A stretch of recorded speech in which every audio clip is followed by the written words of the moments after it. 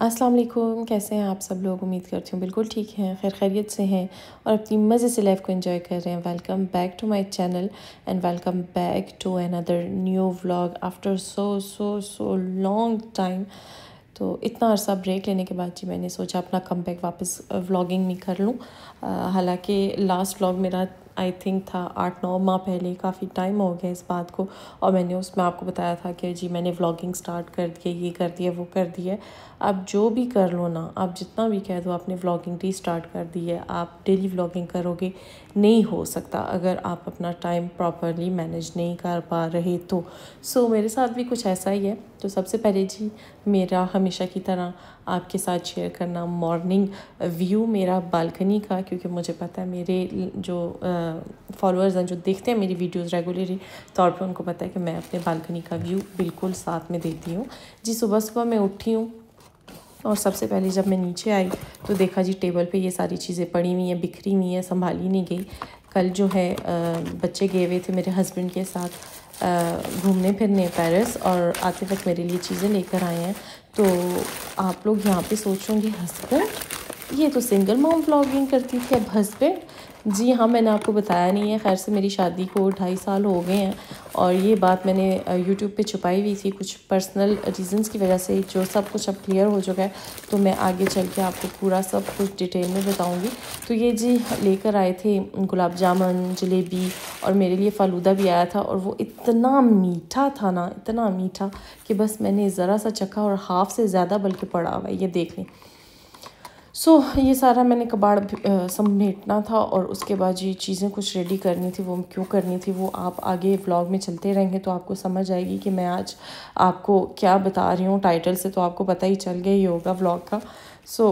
यहाँ पे आपको मैं कहूँगी प्लीज़ काइंडली अगर चैनल पर नहीं आए तो सब्सक्राइब कर दें, वीडियो पसंद आ रही हो तो लाइक ज़रूर कीजिएगा, क्योंकि अभी जो मैं मेहनत कर रही हूँ ना वो आपके साथ बहुत मुश्किल से कर रही हूँ, बहुत हिम्मत करके मैं दोबारा से आ रही हूँ व्लॉगिंग की तरफ। और पूरा प्रोसेस मेरे लिए काफ़ी कॉम्प्लिकेटेड रहा है, क्योंकि मैंने आपको लास्ट व्लॉग में अगर आपने देखा है मैंने उसमें बताया था कि मेरी तबीयत कुछ ठीक नहीं थी, मैं बीमार रही हूँ। मैं इवन के 20 डेज़ तक हॉस्पिटलाइज भी रही हूँ। तो ये जो मेरा पूरा जो मेडिकल फ़ाइल है उसको मैं निकाल के सेटअप कर रही हूँ, जो जो डॉक्यूमेंट्स मैंने लेके जाने नहीं लेके जाने। हालांकि इस बात को 1 साल से ऊपर हो चुका है, लेकिन यहाँ के जो हॉस्पिटल्स हैं रेगुलर तौर पे आपका फॉलोअप रखते हैं और बार बार आपको बुलाते हैं, अपॉइंटमेंट्स लेते हैं। और लास्ट मेरी डेट थी ये वाली 18 दिसंबर 2023 को मैं एडमिट हुई थी। तो तब की मेरे पूरी ये फाइल है और मैंने इसको संभाल के रखा हुआ है। एक्चुअली मुझे ना थोड़ा सा अस्थमा का इशू है, जिसके लिए मुझे ये वाली मशीन जो है मैंने फार्मेसी मेडिकल स्टोर से बोरो की हुई थी। मुझे डॉक्टर ने लिख के दी है, प्रिस्क्रिप्शन के बिना आपको नहीं मिलती और आपको एक चेक देना पड़ता है डिपॉज़िट एज अ गारंटी के तौर पे। अगर आपकी मशीन मतलब उन्हीं की मलकियत है, मशीन ख़राब हो जाए, कुछ हो जाए तो आपसे ये पैसे वसूल कर सकते हैं। तो ये मशीन मेरे पास पिछले 1.5 साल से घर में पड़ी हुई है, तो उसको भी यूज़ करती हूँ रेगुलरली तौर पे। और जो मेरा ट्रीटमेंट है वो मैंने साथ रखा। तो यहाँ पे रेडी हुई और अभी मैं जा रही हूँ। बच्चे सो रहे हैं, हस्बैंड सो रहा है, तो सबको मैं छोड़ के जा रही हूँ। इनको पता था मैंने सुबह सुबह निकल जाना है, इसलिए मैंने फिर इनको जगाया नहीं और ना मैंने इनको इन्फॉर्म किया कि मैं जा रही हूँ। तो बस आराम से चली जाऊँगी मैं और बस अपने काम की तरफ। और आप यकीन करें मुझे इतना अजीब लग रहा था ना, इतना सुबह सुबह उठना, क्योंकि बच्चों को हुई हुई है छुट्टियाँ और आज इस तरह घर से निकलना इतना अजीब, क्योंकि मैं घर से अब निकलती नहीं हूँ। उसकी भी रीज़न क्या है वो आपको प्रॉब्लम नज़र आ रही होगी। खैर से मैंने काफ़ी बातें आपसे छुपाई हुई थी। तो मेरा एक छोटा सा बेबी भी है, अब खैर से 10 मंथ का हो गया, बहुत ही छोटा सा क्यूटी सा मेरा बेटा है, मेरा जानू। तो अब खैर से जी मेरे बेटे 3 बेटे हैं और वो भी छोटा सा है, उसको भी मैं फ़ीड करती हूँ। तो उसको मैं बस सुबह फ़ीड करवाया और निकल गई घर से। और काफ़ी मतलब बातें आप लोगों के साथ शेयर करने वाली हुई थी। तो मैं सोच रही थी कि प्रॉपर एक व्लॉग में ना पूरी डिटेल से आपको हर एक बात बताऊंगी, लेकिन वो मौका ही नहीं मिल रहा, वो व्लॉग ही नहीं बन रहा। तो मैंने कहा चलो आज का जो मैं व्लॉग बना रही हूँ ना उसी में शेयर करती हूँ आपके साथ। तो जी देख लें, तकरीबन 7:45 का टाइम है और मैंने हॉस्पिटल पहुंचना था 8-1 बजे। तो घर के पास ही, ऊपर से इस वक्त ट्रैफिक भी इतनी कोई ख़ास नहीं होनी, तो बस जल्दी जल्दी हम लोग जाएंगे। जल्दी जल्दी गाड़ी तो नहीं खैर चलाई अभी मैंने सिर्फ ये वीडियो की स्पीड बढ़ा दी है ताकि वीडियो बहुत ज़्यादा लंबी और बोरिंग आपके लिए ना हो। तो यहाँ पे जी मैं जा रही हूँ हॉस्पिटल, जैसे कि मैंने आपको बताया है मेरा वहाँ पे आज पूरा दिन का स्टे है। जिस तरह टाइटल में भी मैंने आपके मतलब शो कर दी है, टाइटल से आपको समझ आ गई होगी। तो मेरा मेन इशू जो है अस्थमा है। अस्थमा इस तरह डिटेक्ट हुआ था जब मेरी प्रेगनेंसी थी, वो जो काफ़ी कॉम्प्लिकेटेड रही है, हॉस्पिटलाइज ही रही हूँ मैं। और हुआ यूँ कि कुछ अरसे तक मुझे खांसी बहुत शदीद रही है, इवन 10-15 दिन तक खांसी रही है, जिसकी वजह से मुझे मतलब मैं सो नहीं पाती थी, सांस लेना मुश्किल हुआ था और मुझे नहीं पता था कि वो अस्थमा है। डॉक्टर के पास गई तो उसने मुझे बोला कि ये बस वायरस है, ठीक हो जाएगा कुछ अरसे के लिए, आप परेशान ना हो। मेडिसिन ले लेके कोई असर नहीं हुआ। तो एक बार जब मैं सुबह जॉब की तरफ जा रही थी तो मेरी मामा ने मेरी हालत देखी, तो मामा ने बोला ये तुम्हारी हालत ठीक नहीं है, तुम फ़ौरन एमरजेंसी में पहुंचो। वहाँ पे गई, उन्होंने मुझे फ़ौरन जो है टेस्ट वगैरह किए, मुझे कोविड वाले टेस्ट किए कि मुझे कोविड नहीं है, क्योंकि मैं खांस बहुत बुरी तरह रही थी। तो वहाँ पे मेरे सारे टेस्ट वगैरह होने के बाद कोविड नेगेटिव, हर चीज़ नेगेटिव। मुझे एक रात आप यकीन करें आईसीयू में भी रखा गया था ताकि मेरा पूरा प्रॉपर मुझे अंडर ऑब्जर्वेशन रखें, क्योंकि उस टाइम पे मैं प्रेग्नेंट थी, 5.5 महीने मतलब प्रेग्नेंट थी। तो काफ़ी रिस्की था। मेरे सिटी स्कैन हुए, मेरे एक्सरे हुए, हर चीज़ हुई। हालांकि ये सारी चीज़ें रिकमेंडेड नहीं है, लेकिन अल्लाह का शुक्र है सब कुछ ठीक ठाक बाद में हो गया। बेबी बिल्कुल हेल्दी, नो इश्यूज़। लेकिन वो भी डिलीवरी भी मेरी काफ़ी कॉम्प्लिकेटेड रही है, बहुत चीज़ें मतलब रही हैं। मैंने अपनी प्रेगनेंसी छुपाई है, काफ़ी लोगों को इससे शिकायत भी रही है कि मैंने किसी को नहीं बताया। लेकिन अगर आप देखें, अगर प्रेगनेंसी अगर छुपाई है, किसी रीज़न से छुपाई है, अगर छुपाते हुए भी मेरी तबीयत इतनी ख़राब रही है, तो आप सोचें अगर मैंने ये बता दिया होता तो मेरी क्या हालत होती।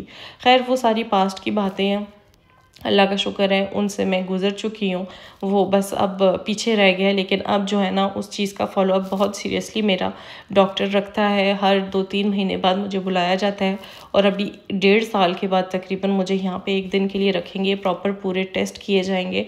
तो अभी जी मैं हॉस्पिटल पहुँच चुकी हूँ, और आपके साथ अब मैं अपनी जर्नी आपके साथ जो है शेयर करती हूँ। Bonjour.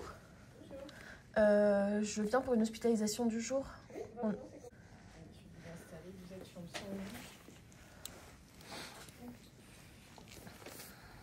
C'est derrière vous. Est-ce que vous avez apporté des examens que le médecin n'aurait pas vu? Non.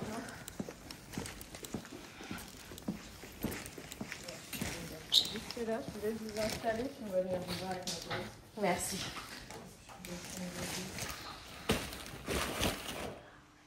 हाँ जी, तो ये रहा जी मेरा रूम। अब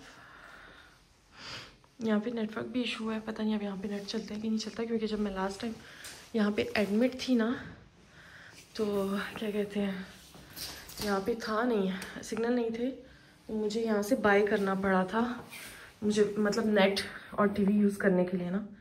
तो ये रहा जी वॉशरूम, ये हॉस्पिटल का रूम टूर भी मैंने आपको दे दिया। साइड टेबल, चेयर, पता नहीं, नॉर्मली पूरे दिन के लिए हूँ, अब देखते हैं क्या होता है। चलें जी, मैं अपना कोट वगैरह उतारती हूँ, आराम से बैठती हूँ। हाँ जी, तो अभी नर्स गई हैं, ये ब्लड वगैरह लिया मुझसे, मेरा ईसीजी हुआ है, वेट मेरा चेक किया गया है, मुझसे कुछ मेडिकल क्वेश्चंस किए गए हैं। तो अभी जो है इन्होंने ये वाला डॉक्यूमेंट दिया जो मुझे इसको फिलअप करना है, और ये मुझे ब्रेसलेट भी इन्होंने पहना दिया, और ये मेरे स्टिकर्स हैं, जहाँ जहाँ मैंने टेस्ट करने जाना है वहाँ पे ये लेके जाना है। तो अभी मैं ये भरती हूँ। तो अभी उन्होंने मुझे कहा कि वो मुझे नाश्ता ला के दे रहे हैं, क्योंकि मैंने सुबह नाश्ता नहीं किया था, सिर्फ मैंने अपनी मेडिसिन ली थी। अब मैं नाश्ता करने लगी हूँ, तो अभी मैं आपको दिखाती हूँ कि अभी क्या आता है, तो तब तक जो है मैं ये फिलअप कर लूँ। चलें, ये जी आ गया मेरा नाश्ता। उन्होंने मुझसे पूछा था ना आपने क्या लेना है, टी लेनी है, कॉफ़ी लेनी है। तो यहाँ पे टी जो है वो ब्लैक टी देते हैं, तो मैंने ना कॉफ़ी विद मिल्क ले ली है, और साथ में इन्होंने मुझे दिया है जैम, और ये इनकी ब्रेड है, ये हो गया। ये मुझे शुगर साथ में दिया हुआ है कॉफ़ी के लिए, और ये बटर। तो अभी मैं नाश्ता करूँगी। और अभी नर्स आई थी तो उन्होंने मुझसे कहा है कि आपका फ़र्स्ट जो टेस्ट है वो एफर्ट का टेस्ट है, वैसे फ़र्स्ट टाइम करने लगी हूँ, और वो है मेरा तकरीबन 9:15 बजे, तो अभी 8:15 हुए हैं, तो मेरे पास अभी आधा घंटा है।